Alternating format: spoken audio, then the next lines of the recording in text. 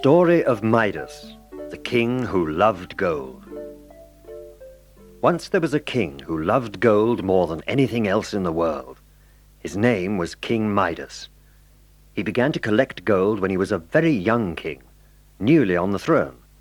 And by the time he was middle-aged, he'd filled up all the cellars of his palace with the gold. He'd even ordered all the wine to be moved out of the royal wine cellars so that they could be used to store gold. The royal kitchens were used too. The poor cooks had to manage as best they could with crates of gold all over the place. At first, nobody had minded very much when the king began to collect the gold, but when every cupboard, every drawer, every cellar, and even the spare bedrooms were all packed tight with the king's gold, his servants began to grumble. You may not know it, but there is a kind of fairy who hears all the grumbles in this world. Just as there is a fairy who hears all the wishes, so there is the grumble fairy. He doesn't look very much like a fairy, but that's not surprising with his job to do. He's quite small, about as big as a pint pot. He always wears a green suit with yellow boots and a red hat. He can't fly, but he can appear and disappear just like magic. And being so small, he very often isn't noticed.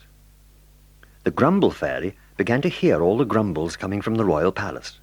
First, he heard a lot coming from the royal kitchens, but he didn't bother too much about that because people who work in kitchens are always grumbling. But when grumbles started to come from such places as the royal wine cellars, the royal gardens, and the royal dining hall, the grumble fairy knew that he would have to do something.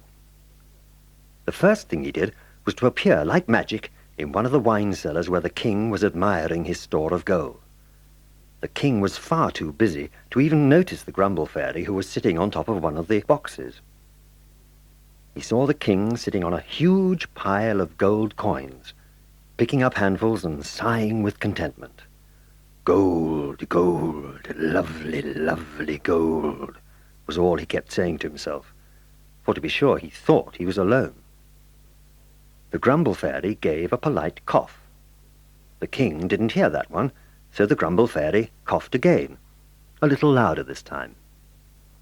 This time the king did hear, and he was very surprised to find anyone but himself in the cellar. He was even more surprised to see it was the grumble fairy. "What are you doing here?" he asked. "I haven't been grumbling. Indeed, I've never felt less like grumbling." The grumble fairy nodded his head. "I know you haven't," he said, "but have you noticed that everyone about you has been grumbling lately?" "No," replied the king. "What are they grumbling about?" "It's you," said the grumble fairy. "You and your gold. You're driving everybody crazy. Your cooks are grumbling, your gardeners are grumbling, your servants are grumbling, and even your beautiful daughter, Princess Astra, has been grumbling." "My daughter?" asked the king. "What has she to grumble about?" "Did you not order one of the maids to store a crate under the princess's bed?" asked the grumble fairy. "Well, the princess is cross because it makes her mattress all lumpy, and gold, my dear king, is rather hard, as you know." "Oh dear," the king said. "I'll have to have it moved when I can think of somewhere to move it, but as you can see, I'm rather full." "Nevertheless," said the grumble fairy, "I think you would still like to collect more gold. Isn't that true?" "Yes, indeed," replied the king. "More and more and more." "Really?" said the grumble fairy, smiling secretly. "I wonder if you would like it if I cast a magic spell, and then everything you touched would turn to gold." "Nothing would please me more," said the king. "In that case," said the grumble fairy, "it will be done." And he immediately cast the spell. "From the very first moment you wake in the morning, everything you touch will turn to gold." Next morning, the king awoke to see the sun shining. He remembered the magic spell and decided to try it out. A maid had left a cup of tea by the bedside. The king touched the cup, and it turned into solid gold. He was delighted. But when he tried to drink the tea, he found that that had turned into solid gold too. Next, he reached for his biscuit. That turned to gold. The king began to wonder. He jumped out of bed and reached for his slippers. They were very uncomfortable. Then he grabbed his dressing gown and found that, a solid gold dressing gown just cannot be worn. Just then, his manservant entered with a tray holding the king's favourite breakfast, tea and toast and a boiled egg. The manservant set down the tray and left without a word.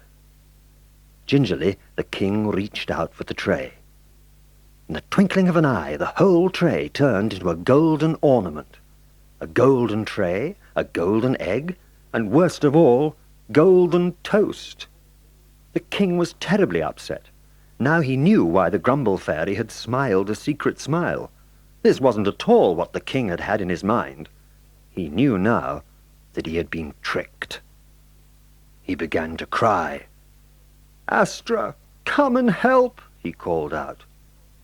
Princess Astra heard the cry and rushed into her father's room. He was sitting on the bed, looking at his hands.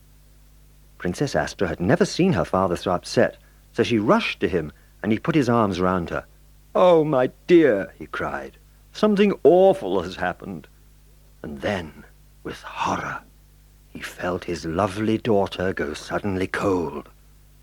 And when he looked up, he saw that she had turned into a golden statue. The king was so sorry for himself that he threw himself down on the bed and sobbed and sobbed. The bed turned to gold. Horrid, hard, cold, gold. The king was in misery. But the Grumble Fairy had heard. Suddenly, he was in the king's bedroom, sitting merrily on an ornament on the table. "I suppose now you want me to cast another spell," he said. "Oh, yes, please," begged the king. "Please help me." Fortunately, the Grumble Fairy could cast the perfect spell to uncast the spell which the king had asked for before. "Now all you have to do is to touch all the things you touched before," he said. In no time at all, Princess Astra was normal again, and so was the breakfast tray. So they had a piece of toast each, and shared the egg. "I know now," said the king, "that some things are better than gold, especially you, my love."